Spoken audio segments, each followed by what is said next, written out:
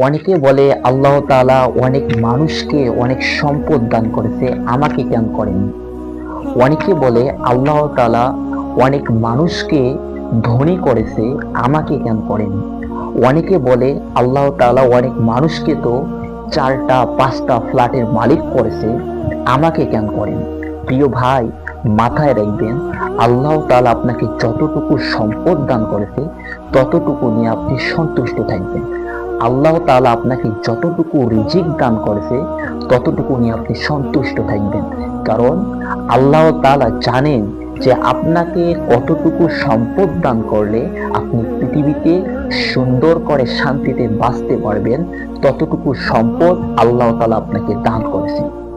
আর আল্লাহ তাআলা বলেন যে আমি যদি আমার সমস্ত বান্দাদেরকে অঢেল সম্পত্তি দান করতাম, অঢেল রিজিক দান করতাম, তাহলে আমার বান্দারা পৃথিবীতে বিপর্যয় সৃষ্টি করত। যেমন হযরত মূসা আলাইহিস সালামের যুগে একবার মূসা আলাইহিস সালাম এক রাস্তা দিয়ে যাচ্ছিলেন। তখন দেখতে পেলেন এক দরিদ্র লোক বালুর উপরে বসে কান্না করতেছে। তার গায়ে কিছুই ছিল না, লজ্জায় সে তার শরীর ঢাকার জন্য বালু চাপা দিয়ে রয়েছে, বালু দিয়ে তার শরীর ঢেকে রেখেছে লজ্জায়। সে লোকটি হযরত মূসা আলাইহিস সালামকে দেখে বললেন, হে আল্লাহর নবী, আপনি আমার জন্য আল্লাহ তাআলার কাছে দোয়া করুন, অন্তত আল্লাহ তাআলা আমার বেঁচে থাকার জন্য যেন কিছু রিজিক আমাকে দান করেন। তো মূসা আলাইহিস সালাম দোয়া করলেন, আল্লাহ তাআলা মূসা আলাইহিস সালামের দোয়া কবুল করে নিলেন। এরপর মূসা আলাইহিস সালাম সেখান থেকে চলে গেল। কিছুদিন যাওয়ার পর মূসা আলাইহিস সালাম সেই পথ দিয়ে আবার যাচ্ছিলেন। তখন দেখতে পেলেন অনেক লোক ভিড় করে দাঁড়িয়ে রয়েছে এবং একে অপরে কথা বলতেছে। তখন মূসা আলাইহিস সালাম এটা দেখে লোকদের জিজ্ঞাসা করলো যে এখানে কি হয়েছে।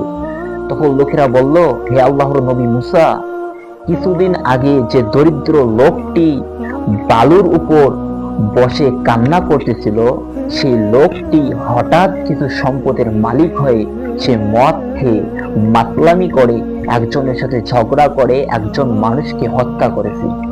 তাই তার বিচার করার জন্য অনেক মানুষ সেখানে সিদ্ধান্ত নিতেছে যে তার কি বিচার করা যায়।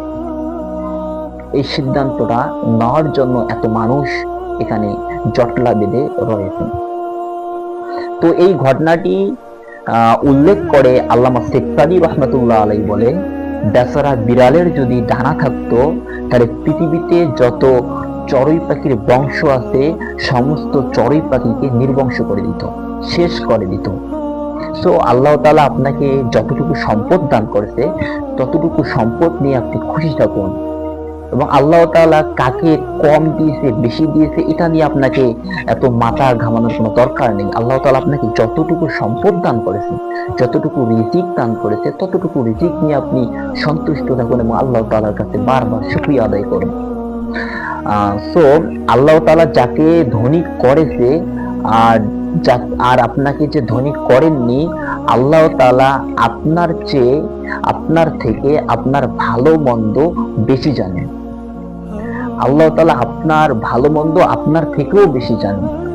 আপনি যেটা জানেন না আল্লাহ তাআলা সেটা জানেন। আপনার জীবনে কালকে কি হবে আপনি জানেন না, কিন্তু আল্লাহ তাআলা এটা জানেন। এ বছরে আপনি কেমন আছেন, সামনের বছরে কেমন থাকবেন এটা আপনি জানেন না, কিন্তু আল্লাহ তাআলা সেটা জানেন। এই জন্য আপনি বারবার শুকরিয়া আদায় করুন। আল্লাহ তাআলা আপনাকে যতটুকু সম্পদ দান করেছে, যতটুকু রিজিক দান করেছে, ততটুকু নিয়ে আপনি খুশি থাকুন এবং আল্লাহ তাআলার দরবারে বারবার শুকরিয়া আদায় করুন।